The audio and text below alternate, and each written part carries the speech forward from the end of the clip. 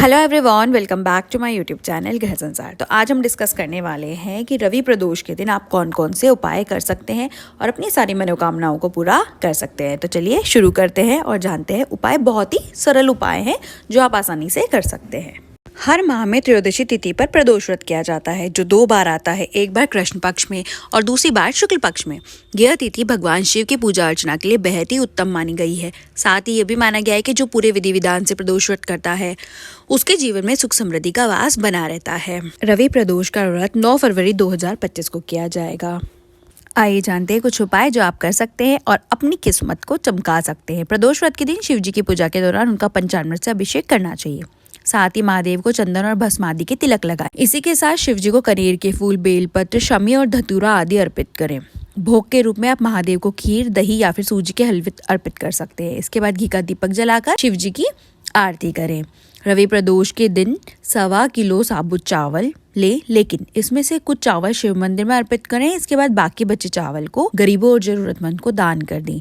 ऐसा करने से साधक के कार्य क्षेत्र में आ रही किसी भी प्रकार की बाधा दूर हो सकती है। रवि प्रदोष व्रत के दिन सुबह स्नान कर पूरे विधि विधान से भगवान शिव की आराधना करें। इस दिन शिवलिंग पर कच्चे दूध से स्नान कराएं। साथ ही पंचाक्षरी मंत्र का जप करें। मान्यता है कि ऐसा करने से भोलेनाथ व्यक्ति की सभी इच्छाएं पूरी करते हैं। रवि प्रदोष के दिन पीले चंदन से शिवलिंग पर त्रिपुंड बनाएं। साथ ही बेलपत्र पर शहद लगाकर अपने दाहिने हाथ से शिवलिंग पर अर्पित करें। धार्मिक मान्यता के अनुसार इस उपाय को करने से भगवान शिव प्रसन्न होकर व्यक्ति को सुख समृद्धि का वरदान देते हैं।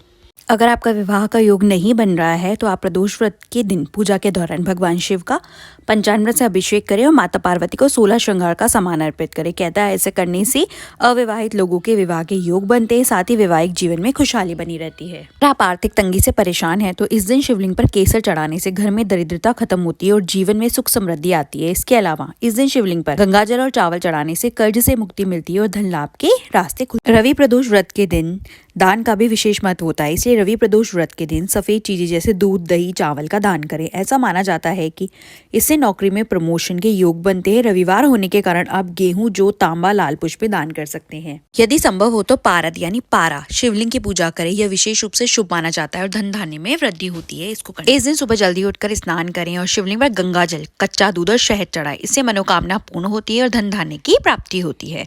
भगवान शिव को बेलपत्र और धतूरा अत्यधिक प्रिय है। इस दिन 11 बेलपत्र और धतूरा चढ़ाने से भगवान शिव जल्दी प्रसन्न होते हैं और जीवन के सभी कष्ट समाप्त हो जाते हैं। अगर कोई व्यक्ति बीमार रहता है या परेशानियों से घिरा हुआ है तो इस दिन महामृत्युंजय मंत्र का जप करें, वो भी 108 बार। इससे बीमारी और नकारात्मक ऊर्जा समाप्त हो जाती है। प्रदोष व्रत के दिन गरीबों और जरूरतमंदों को भोजन कराना बेहद शुभ माना जाता है। ऐसा करने से पुण्य की प्राप्ति होती है, पितरों का आशीर्वाद मिलता है। तो अगर आप ये करते हैं तो आपके पितृदोष भी समाप्त होते हैं। शाम के समय शिव मंदिर में दीप जलाएं और घर के मुख्य द्वार पर भी घी का दीपक लगाएं।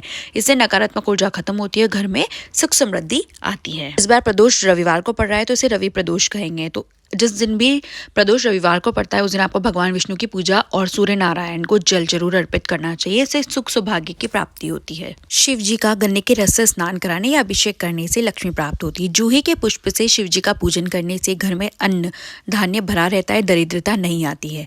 प्रदोष काल में स्फटिक के शिवलिंग पर गंगा जल, दूध, दही, घी, शहद और शक्कर से स्नान कराने एवं धूप दीप जलाकर मंत्र जाप करने से समस्त बाधाओं का शमन होता है।